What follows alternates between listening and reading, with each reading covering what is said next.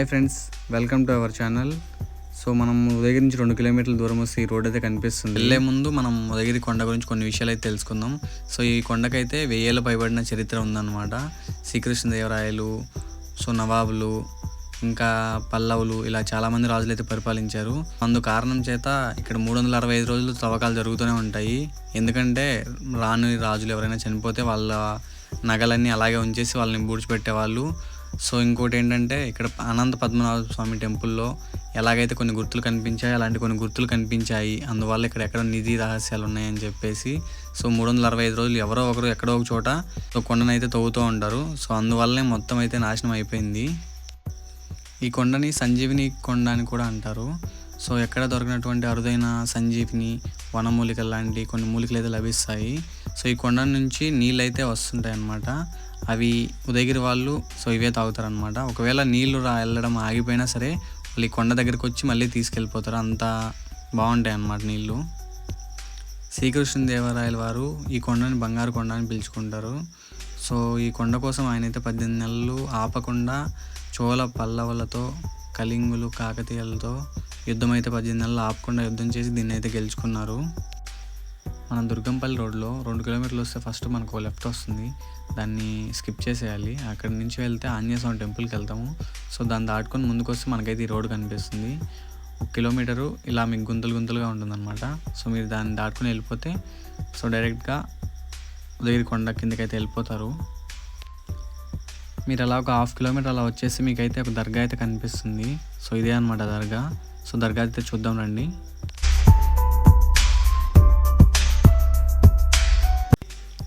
అయితే ఇక్కడి నుంచి మనం నడవాల్సిన అవసరం లేదు. సో ఇంకా ముందుకు కూడా బైక్లు, కొంచెం కష్టం మీద కార్లు కూడా వెళ్ళిపోతాయి. రోడ్ కొంచెం బాగుండదు, కార్లు అవి కొంచెం కష్టంగా వెళ్తాయి, బైక్ అయితే సింపుల్గా వెళ్ళిపోతాయి. సో మనం ముందుకెళ్తే అక్కడి నుంచి మెట్లు స్టార్ట్ అవుతాయి. సో అక్కడికి వెళ్ళిపోదాం. మనం ఈ లొకేషన్లో బైక్లు కానీ కార్లు కానీ పార్కింగ్ చేసుకొని వెళ్ళొచ్చు. సో సామాన్లు ఏమైనా ఉంటే తీసుకెళ్ళిపోండి. మనం ఫైనల్గా ఎక్కాల్సిన కొండ అయితే ఇదే అనమాట. సో చూడండి, మీకైతే ఇక్కడ నుంచి చాలా ఎత్తుగా అయితే కనిపిస్తుంది.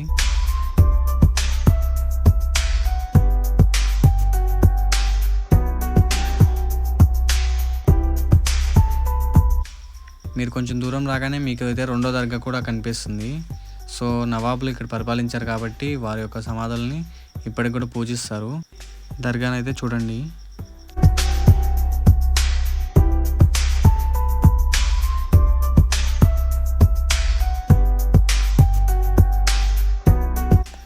ఇంకొంచెం పైకి వెళ్ళాక మనకి కోన వాటర్ కనిపిస్తుంది. సో ఈ వాటర్ అనేది కొండ లోయల్లోంచి ఉదయగిరి టౌన్లోకి ఇలాంటి రూట్ అయితే వేస్తుంటారు. ఇవే వాటర్ ఉదయగిరి వాళ్ళు ఇప్పటికి కూడా తాగుతారు. సో చాలా చల్లగా ఉంటాయి, తీయగా ఉంటాయి. సో గాయస్, మనం అయితే ఫైనల్గా టప్కా వరకు అయితే చేరుకున్నాం. సో టప్కా చూసేద్దామండి. ఈ టప్కా అనే ప్రదేశంలో ఒక తొట్టిని అయితే ఏర్పాటు చేస్తుంటారు. ఇక్కడ 365 రోజులు ఇక్కడైతే వాటర్ అయితే లభిస్తుంది. సో ఇదే నీరుని ఉదయగిరిలో వాళ్ళు తాగుతారు. ఇవి అయితే చాలా అంటే చాలా చల్లగా ఉంటాయి. ఇవి దాటిన తర్వాత మనకైతే వాటర్ అయితే దొరకవు. సో ఇవి అయితే ఫైనల్గా మనం టేస్ట్ అయితే చేసి చూద్దాం. చాలా అంటే చాలా బాగున్నాయి.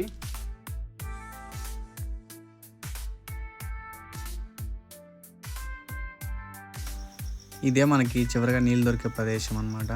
సో అందుకే పైకి వెళ్తే ఎలాగో నీళ్ళు ఉండవు కాబట్టి ఇక్కడైతే మేము తినేసాము. సో మీరు ఒకవేళ ఎప్పుడైనా ఉదయగిరి వస్తే మాత్రం తప్పకుండా రియాజ్ బిర్యానీ అయితే టేస్ట్ చేయండి. చాలా అయితే చాలా బాగుంటుంది. మేము కూడా అదే తెచ్చుకున్నాం. తినేసి స్టార్ట్ అయిపోదాం. రానా లేసి మనోజా లే అసంటి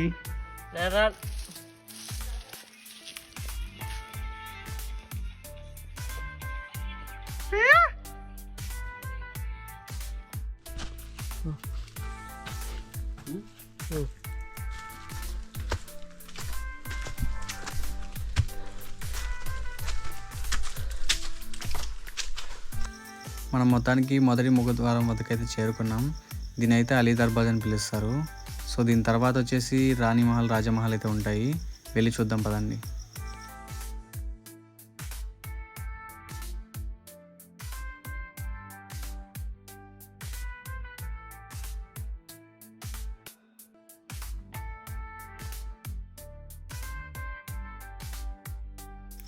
ఈ ప్లేస్ని అయితే 26 మెట్ల బుర్జ్ అని అంటారు.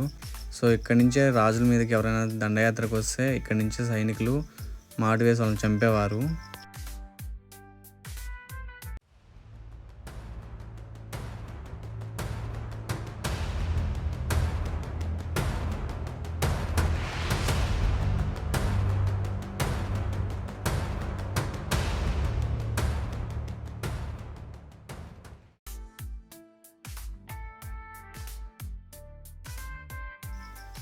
ఫ్రెండ్స్, ఇదే అనమాట చిన్న మసీదు.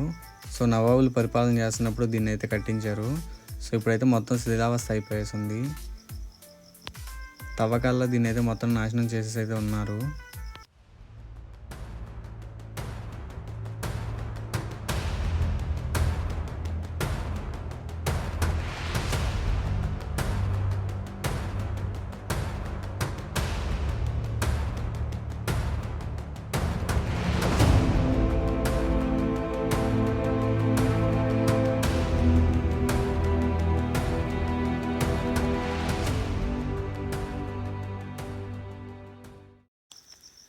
చిన్న మసీదు మనకు బ్యాక్ సైడ్ అయితే రాజమహల్ అయితే కనిపిస్తుంది. ఇది బ్రిటిష్ వారి కాలంలో అయితే అద్దాల మేడలాగా దీన్ని అయితే కట్టించారు. సో ఇప్పుడు మనం అక్కడికి వెళ్ళేదానికైతే రూట్లు అయితే లేదు, అంతా ఇక్కడ ధ్వంసం చేశారు కాబట్టి చెట్లు అన్నీ పెరిగిపోయి ఉన్నాయి.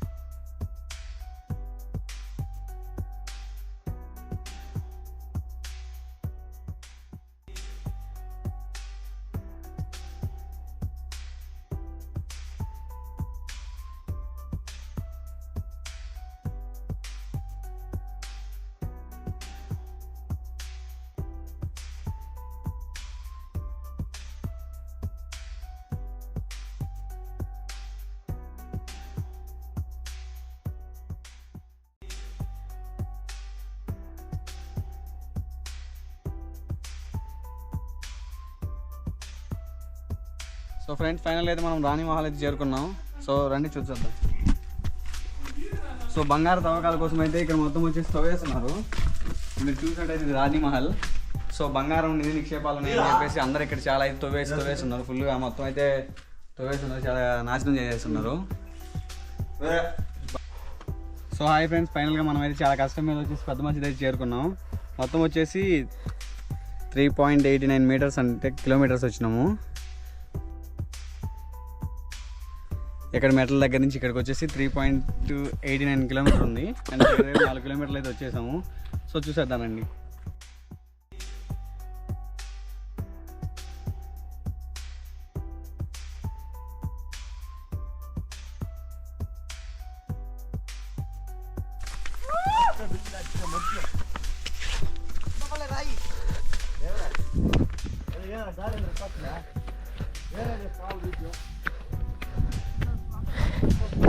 ఫైనల్లీ మనం పెద్ద మసీద్ దగ్గరికి వచ్చేసాం. ఇదే రాజులు ఉండేది.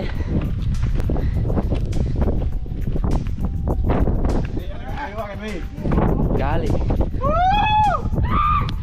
ఇదే ఉదగేది అన్నీ. అదిగోండి కాలేజు.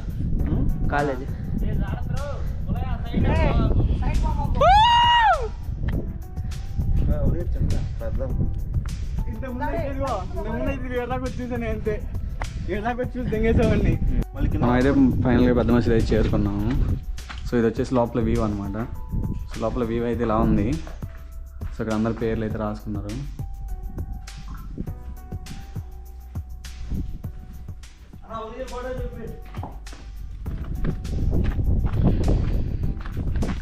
సో ఇక్కడ నుంచి ఫైనల్గా వ్యూ అయితే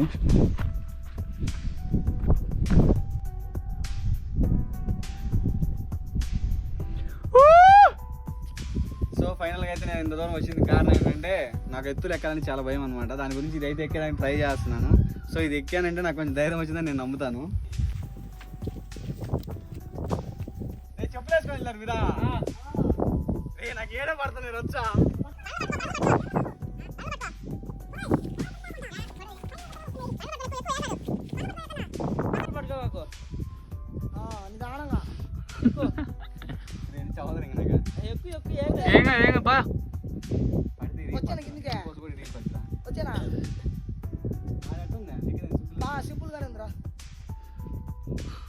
సిగ్గుపోతే సిగ్గుపోద్ది వినాయక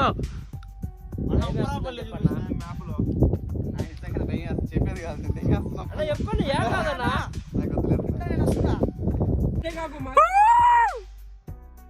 ఫైనలీ గాయస్ 4 సార్లు అయితే నేను ఇక్కడికి వచ్చేసి ఎక్కలేక తిరిగి వెళ్ళిపోయాను. సో ఫైనల్గా కష్టపడి ఎలాగోలా ఎక్కేసాను.